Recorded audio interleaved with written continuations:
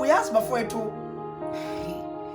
ukubone yini ukuthi imnandi ke lento le. Ukubone yini ukuthi uma usuzofika ezingeni elithile uNkulunkulu uqala into engekho ngawe. Ukubone yini ukuthi uNkulunkulu mase sefuna ukufikisa ezingeni elithile ukhuluma into engekho. Uyangizwa mina? Ukhuluma into engekho uNkulunkulu. Ngaleso sikhathi uNkulunkulu mayikhuluma into engekho engakaze zibe khona.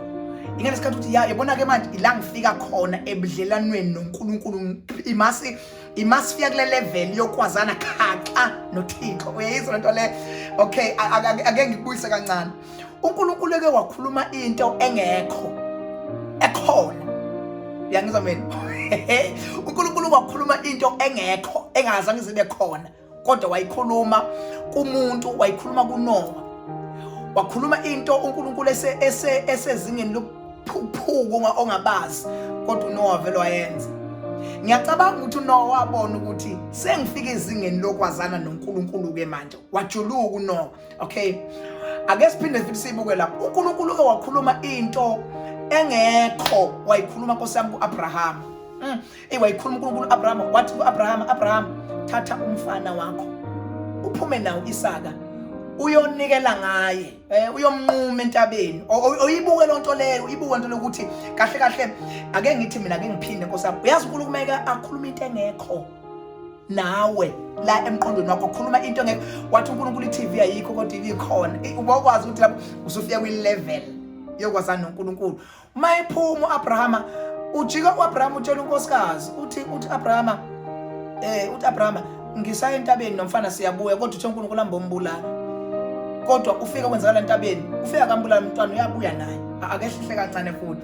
uNkulunkulu uke wakhuluma into engekho, kodwa Nkosi yami wayikhuluma into engekho, wayikhuluma kuMaria. Ngiyayithanda ke le intombi engamazi umuntu wesilisa mfowethu, engamazi iBhayibheli wayengakamazi umuntu wesilisa, kodwa uNkulunkulu wena uzakukhulelwa uthole umntwana and igama lakhe lizoba yikuthi. Uyabo?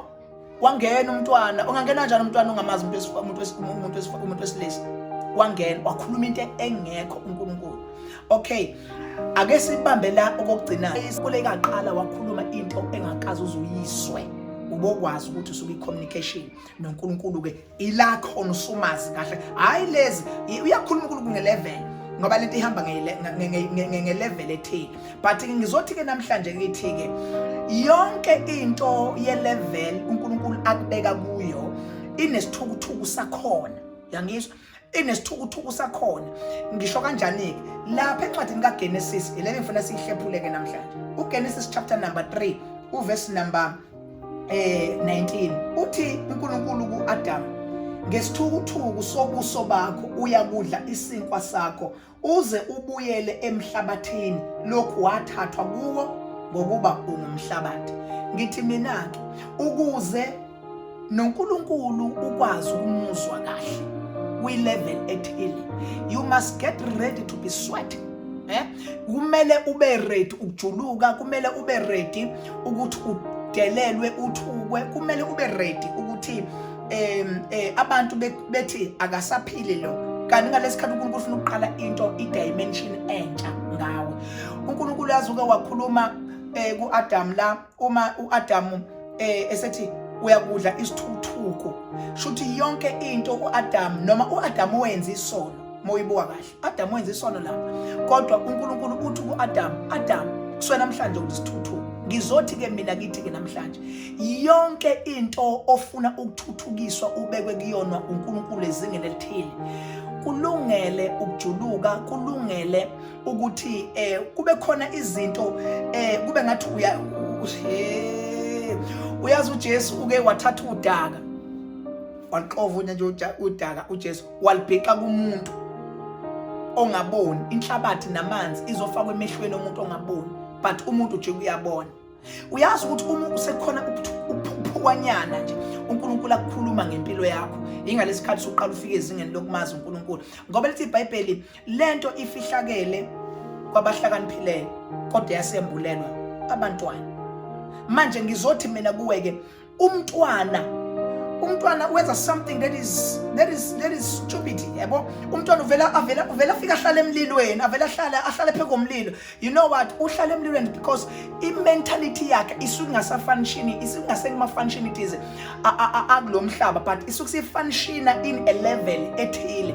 So nathi kumele i-mentality yethu iphume kuma dimensions ala emhlabeni, but ifunction in a level kaNkulunkulu. Awukhumbula uJobe ukuthi uJobe ngiyazi ukuthi uNkulunkulu engenza konke futhi icebo lakhe lingevinjwa. Ungakhuluma lonto leyo ufelwe zingane zakho, kulahleka imfuyo nomfazi wakho, umile amathumbu, uthi uyazi, uthi wazini ubone ukuthi kuyaphela, but kwase kufika kwi-level ethile, ngoba when God wants to start something usebenze into esaphukonyana engathi it's something that engakaze sibe khona, kanti uNkulunkulu ufuna uqala into ebe khona. Ake sibambe kokugcina, uthi uMaria buthana amanzi nowagcwalisa imphongolo, bese thi konke antshena kona anokwenza. Awuyibuke lonto le ukuthi kungabuthwa kugcwalisa amanzi emshadweni wasekhaya kupheliwa yini, ayilula lonto le, but yayisifike kwi-level yokuthi ngiyazi ukuthi uNkulunkulu engenza konke. Ngizothi ke kithi ke namhlanje ke mina today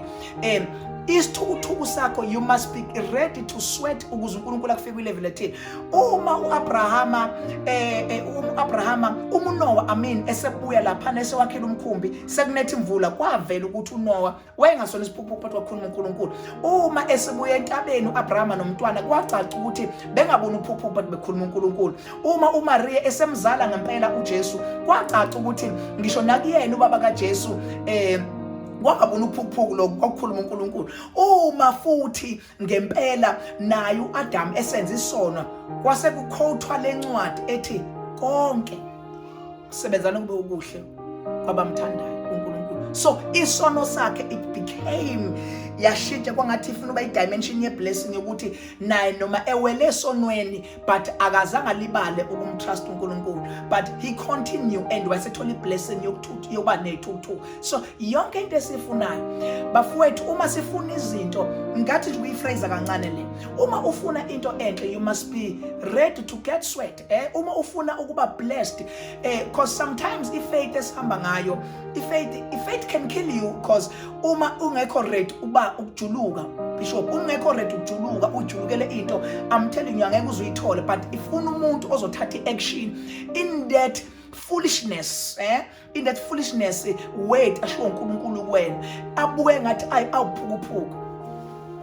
uShadrach noMeshach noAbednego bavuma ukungena esithandweni somlilo, bavele awucabange thousands wabantu bekhothamela inkosi, but bona bobathathu bathi angeke thina Nkosi, ngeke sikwenze. Umlilo uvutha la eceleni, awuyibuka nto uyavutha umlilo, kwathiwa siphinda phindeni 7 times. Kahle then bona they knew ukuthi once waqala uNkulunkulu wakhuluma something ngathi phukonyana, ingalesikhathi sifika kwi-level noNkulunkulu. Ngizothi ke mina ngithi namhlanje, get ready ukuthi uNkulunkulu is something new azoyikhuluma ngawo. Uyazi even nakule corona nje uNkulunkulu akakhuluma something nje, athi uNkulunkulu kuwe bonke abantu batshela ukuthi athanda ngegama lika Jesu kuse kuseni bengena corona. But ama-scientists agcwele ehla enyuka afuna izinto, but uNkulunkulu avele ekhulume something engathi uphuphwanyana, kanti kulowo nto leyo uNkulunkulu usaqala into epowerful ngempilo yakho. So get ready ukuthi uNkulunkulu azoyikhuluma empilweni yakho, ebuke iphuphuku, kanti empilweni yakho izokwenza i-elevation ye-communication yakho noNkulunkulu ibeke in a highest level. God bless you.